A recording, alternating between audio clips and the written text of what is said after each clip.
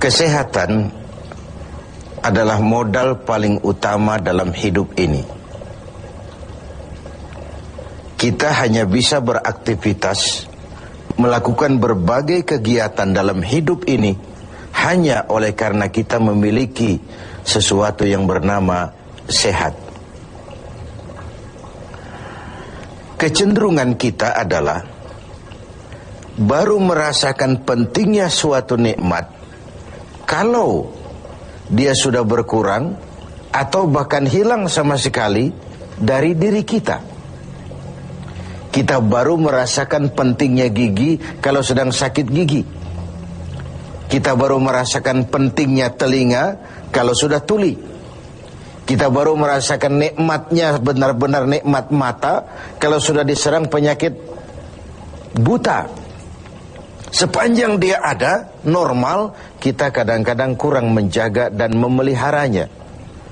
Padahal Al-Quran telah mengingatkan kita, la in syakartum la azidannakum wa la in kafartum inna azabi lasyadid.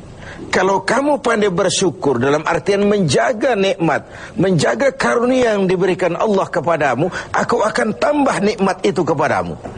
Tapi kalau kamu ingkar, kamu tidak pandai bersyukur, kamu tidak pandai menjaga dan memelihara nikmat itu, awas, azabku itu akan pedih adanya.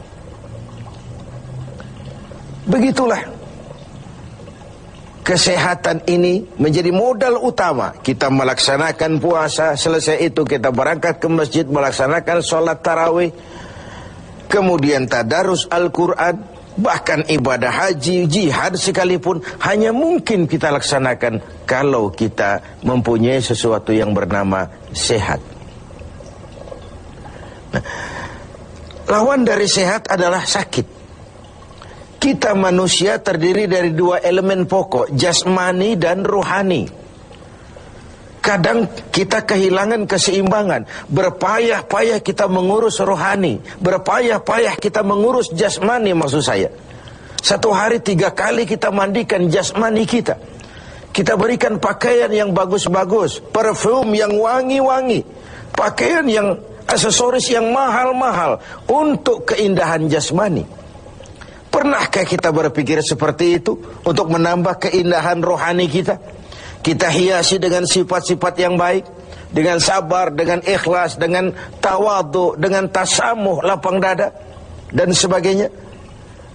Begitu juga kalau kita bicara penyakit. Kita sibuk kalau diserang penyakit jasmani. Tetapi sesibuk itukah kalau rohani kita yang diserang penyakit? Al-Imam Al-Ghazali membagi penyakit itu dalam 2 macam. Pertama penyakit zahir, dan yang kedua penyakit batin, penyakit rohani. Apa perbedaan dari kedua penyakit ini? Yang pertama, penyakit zahir banyak dokternya. Apalagi di zaman spesialisasi sekarang ini, tinggal cari saja dokter ahlinya. Penyakit jantung ada dokternya, liver ada dokternya, paru-paru ada dokternya, ginjal ada dokternya, kulit ada dokternya. Penyakit zahir banyak sekali dokternya. Tapi penyakit batin, dokternya hanya agama dan kemauan yang kuat dari orang yang punya penyakit itu untuk mengobati diri. Sulit cari dokter yang bisa mengobati penyakit sombong, cari dokter yang bisa mengobati penyakit kikir, cari dokter yang bisa mengobati penyakit angkuh, sombong, bakhil. Agama dan kemauan yang kuat dari orang yang dihinggapi penyakit itu untuk memperbaiki diri melalui riyadhah, latihan dan latihan. Yang kedua, kata Al-Ghazali, perbedaannya ini aneh. Penyakit zahir, yang empunya penyakit lebih tahu dari orang lain. Sedangkan penyakit batin sering orang lain lebih tahu dari yang punya. Ini aneh. Kita punya penyakit jantung, kita tahu wong itu penyakit kita dan itu penyakit zahir. Teman kita nggak tahu, datang-datang main kagetin aja, woi, kelepek kita. Kita yang punya penyakit tahu, orang lain tidak tahu. Tapi kalau penyakit batin ini aneh, orang lain sering lebih tahu dari yang punya. Kalau kita sombong, kita sering tidak merasa, kita anggap sikap kita wajar saja. Kalau kita diserang penyakit pelit, kita tidak merasa, kita anggap wajar saja. Kalau kita diserang penyakit hasud, kita anggap wajar saja. Orang lain yang tahu. Karena itu sahabat Umar bin Khattab radhiyallahu an kerap kali kalau berkumpul dengan sahabat sering kali bertanya, kau lihat saya sombong apa tidak? Kau lihat saya pelit apa tidak? Kau lihat pada tingkah laku saya ada tanda-tanda kekafiran atau tidak? Kalau orang lain memberitahu itu kepada beliau, bukan main senangnya hati beliau. Tidak jarang yang memberitahu itu diberikan hadiah oleh beliau. Ini bedanya kita dengan Sayyidina Umar. Kita diberitahu orang marah bukan main. Kenapa gue lo urusin? Diri lo aja beresin. Jangankan kita mau bertanya, melakukan introspeksi tentang kekurangan-kekurangan kita, diberitahu orang pun kadang-kadang kita salah terima. Inilah penyakit batin itu. Dan yang ketiga, ini yang paling dahsyat. Sehebat-hebatnya penyakit zahir, penyakit jasmani, dia hanya merusak dunia. Paling-paling mati gitu saja. Tapi penyakit batin, penyakit rohani kalau diserang, merusak dunia, menghancurkan akhirat. Kita diserang kanker, mati, resiko dunia saja. Kena ginjal, mati. Paru-paru, mati. Darah tinggi, mati. Tapi tidak berakibat akhirat. Maksudnya tidak ada nanti penduduk neraka ditanya, kenapa kamu masuk neraka? Kanker, Pak. Tidak ada. Kenapa kamu masuk neraka? Tumor, Pak. Juga tidak. Yang menyebabkan masuk neraka itu penyakit rohani. Jadi kata Al-Ghazali, penyakit rohani itu kalau diserangnya kita, rusaklah dunia, hancurlah akhirat. Kita diserang penyakit sombong, di dunia dikucilkan dari pergaulan, di akhirat jelas juga tempatnya. Kita diserang penyakit kikir bin pelit. Di dunia siapa yang mau bergaul dengan orang pelit? Walaupun kita sendiri kadang-kadang pelit. Tapi di akhirat juga tempatnya jelas. Hasud, iri hati, menggeragoti amal sendiri.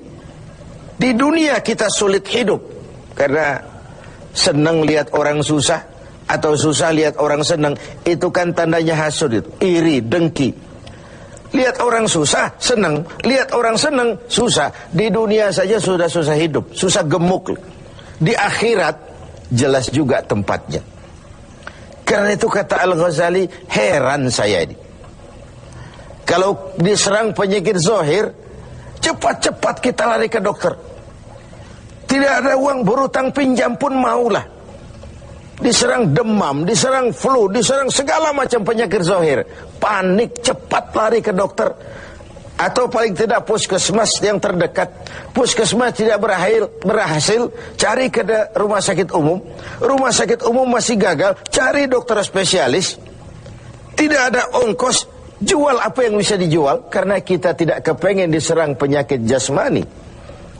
Tapi kalau diserang penyakit rohani, kata Al-Ghazali, kita sering tenang-tenang saja. Padahal diserang penyakit rohani itu celaka dunia, hancur akhirat kita.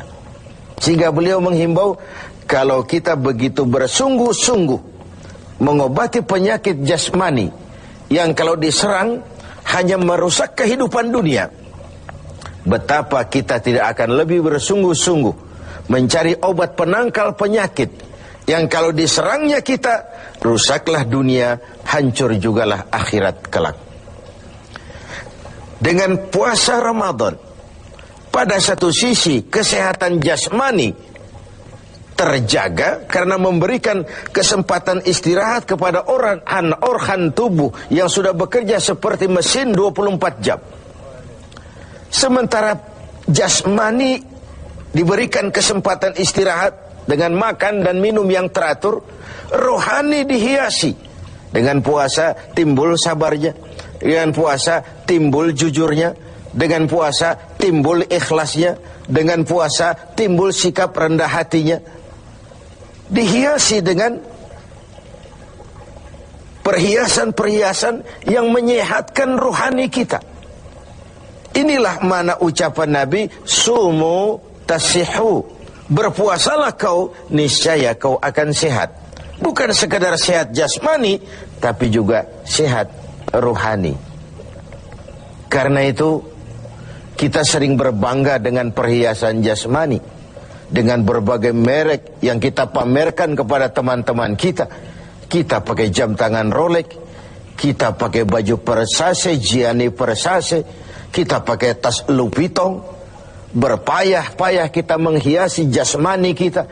Sementara rohani kita merana, rohani kita sakit, rohani kita kering kerontang, kita nyaris tidak pernah memberikan perhatian.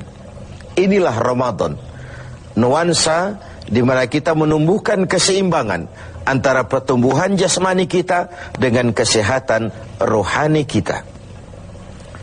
Kalau sehatlah jasmani dan sehatlah rohani, maka terciptalah keseimbangan, keindahan jasmani yang berpadu dengan keindahan rohani.